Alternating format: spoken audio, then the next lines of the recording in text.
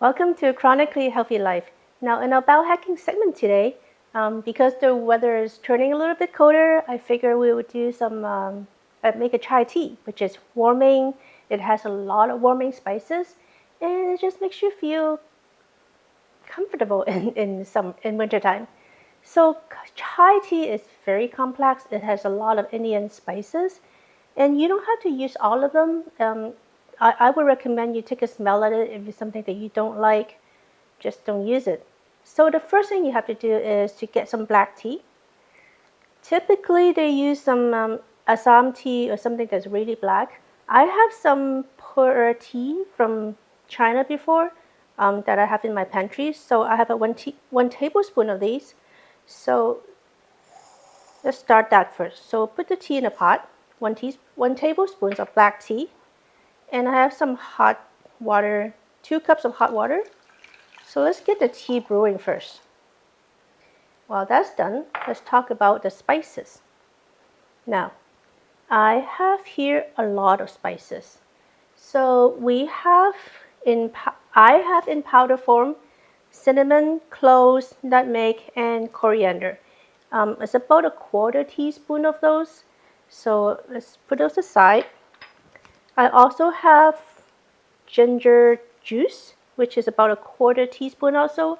You can use fresh ginger, so just grate a little bit, about 1/4 teaspoon, and that would actually give you great flavor. I also have this is called Cascara fruit, which is actually a coffee berry.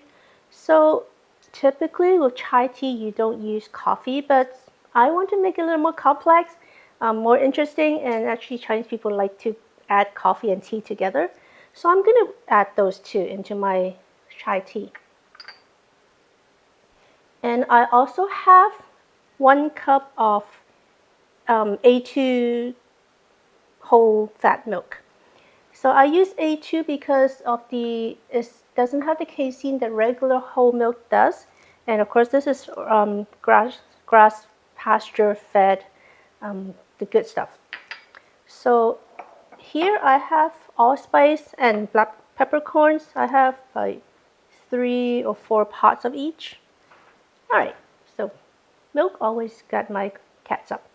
So I have 1 star anise, and I have 4 pots of the cardamom pods. So you want to ground that up just a little bit, just so that it has all the flavors. And I also have a vanilla bean. So with the vanilla bean, you want to cut it up, split it up so that, just be careful, don't cut yourself. So I'm going to cut it up so that the inside of the bean shows up. And also have a cinnamon stick. And the last thing, yes, that's the last thing. This is about a 1/3 cup of honey. Now with chai tea, because it's so complex, it's so flavorful, I do prefer to have it a little bit more sweet than I normally would take my tea.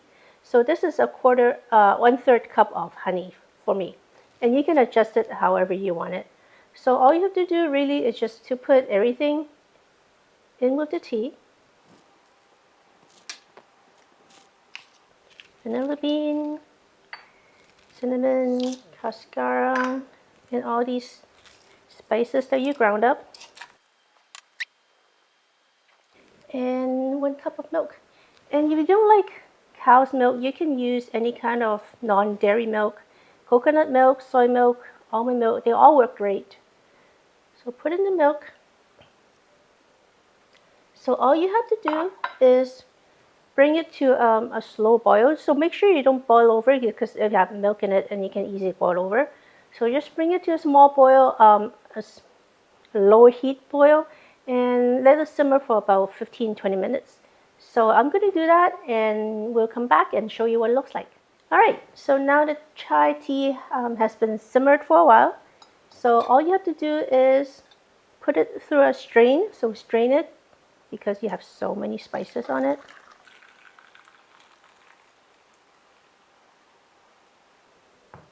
There you go. And you can probably reuse those spices one more time maybe, just so you don't waste it. And that's all you need to do. Pour it into a cup. And this would be a warming cup of chai tea. See you next week.